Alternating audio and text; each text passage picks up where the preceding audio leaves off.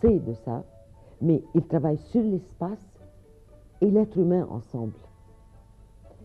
Et le Vieux Caire, pour moi, c'était la première fois pour expérimenter, presque au Caire, ça veut dire presque travailler avec les gens qui habitent un quartier historique et voir comment réhabiliter les monuments, leur habitation, d'une manière à s'adapter à ce contexte historique. Et pour moi, j'ai trouvé que les êtres humains étaient beaucoup plus sensibles à l'architecture que tout ce que nous en pensons quand on est loin. On pense toujours que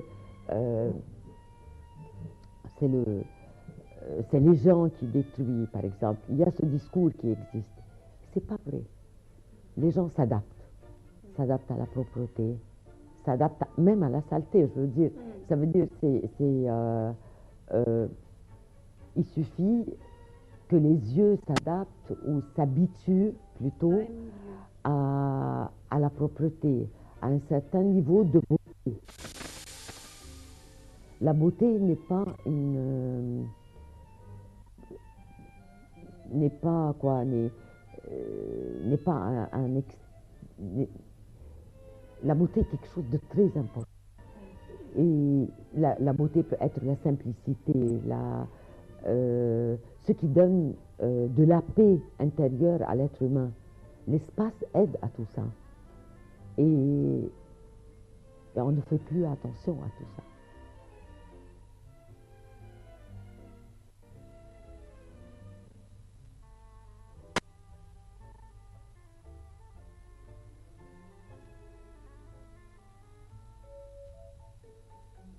Être près de l'être humain et également de l'espace. Comment traduisez-nous un peu cette idée? Certainement, c'est des écoles. Bon, j'y crois énormément à l'être humain. Bon. Quand on crée un espace pour un être humain, si je peux comparer un tout petit peu un vêtement. L'espace est un vêtement un peu plus grand. Si cet espace ne répond pas aux besoins psychologiques, moraux, matériels à l'être humain, donc je ne crée pas un vrai espace. Nous avons pris plus suivant l'histoire, bon, l'architecture exprime la force. Par exemple, dans l'architecture antique, il y a cette force d'État, par exemple, qui exprime les temples, exprime le spirituel. On n'est jamais descendu, suivant chacun, suivant les écoles. Moi, j'aime suivre l'être à qui je construis. Ça veut dire, par exemple, je sais que quand j'aime beaucoup construire l'école. Et en construisant l'école, j'essaye de sentir et de reprendre les sentiments de mon enfance, de tous les enfants que je connais, et imaginer comment cet espace peut donner de la joie et du calme, de la paix aux enfants. Le changement de l'espace, le changement visuel de l'espace, ça veut dire si une chambre est un cube, par exemple, comment dans ce cube essayer de créer quelque chose qui s'adapte à l'œil, qui relie l'œil et la paix intérieure de l'être humain. Et cela, peut-être en donnant l'exemple d'une maison, mais le plus grand, c'est quand on parle de la ville, quand on parle des bâtiments publics surtout.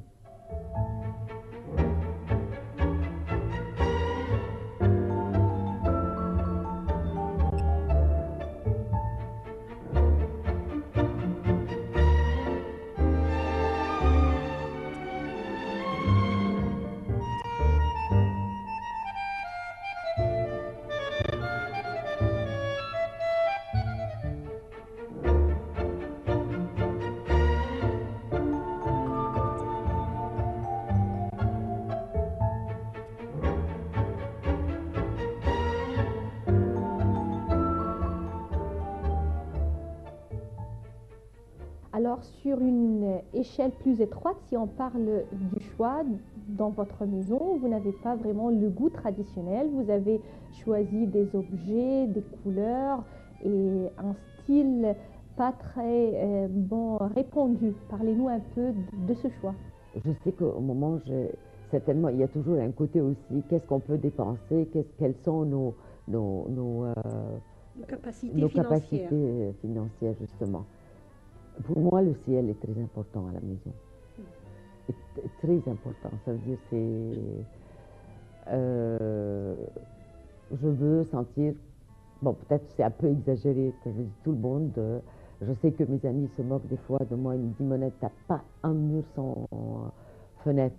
Enfin, je rigole, je dis, bon, c'est mon complexe. J'aime la lumière, je veux voir le ciel tant que je peux. Et en même temps, j'aime pas trop les meubles. Peut-être parce que j'ai découvert que notre architecture était toujours sans meubles et que les meubles, c'est juste pour s'asseoir, une table pour écrire, ça veut dire que c'est assez fonctionnel.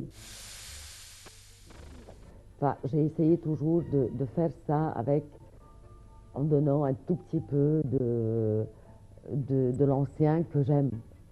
Que j'aime, c'est pas seulement de la nostalgie, mais c'est à la recherche de soi-même, à la recherche des racines toujours. On a chacun à l'intérieur de lui une partie des racines, quoi. Et puis, par exemple, la boiserie, le bois, c'est un des éléments qui adoucit le plus tout le concret qu'on construit. Le ciment, le concret, c'est des matières assez dures, même s'ils sont cachés derrière la peinture. Le bois, c'est un des matériaux le plus naturels qui donne beaucoup d'énergie à la maison aussi. Les objets sont des objets, mais ils captent beaucoup de notre énergie, quoi. C'est dur de parler de soi-même dans ce sens-là pour moi, mais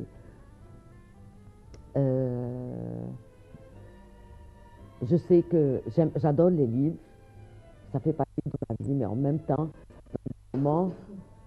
j'ai eu un moment où je ne voulais plus voir les livres, je voulais les cacher, les avoir derrière un mur, par exemple, les utiliser, mais ne pas les intégrer à l'intérieur de ma vie de tous les jours, quoi, quotidienne, quoi. Et puis, je reviens, je veux les mettre, les voir, parce que chaque livre me donne des souvenirs. Celui-là, je l'ai utilisé tant, je l'ai lu, celui-là m'a appris quelque chose.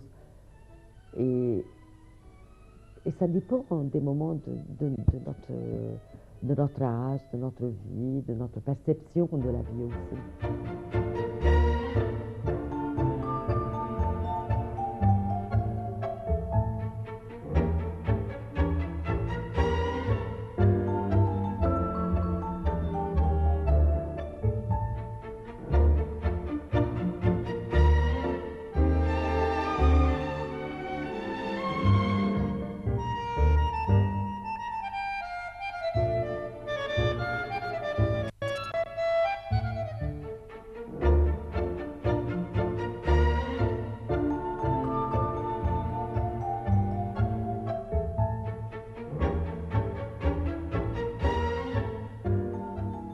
restons toujours avec ce monde de livres. Je sais que vous avez déjà écrit un livre. Alors, comment vous avez eu l'idée d'écrire un livre? Comment vous avez choisi l'angle? Comment vous avez fait ce travail qui est vraiment un travail difficile à être réalisé? Le seul choix que j'ai fait au début, c'était de choisir de travailler sur le Caire médiéval, sur les palais et les maisons du Caire. Je vous ai dit que j'ai commencé comme architecte nègre à l'IFAO. Et j'ai découvert à quel point on peut profiter d'être nègre. Parce que, bon, j'ai fait systématiquement les relevés de tous les palais et les maisons médiévales et mamelouks du Caire. Et je me posais toujours la question,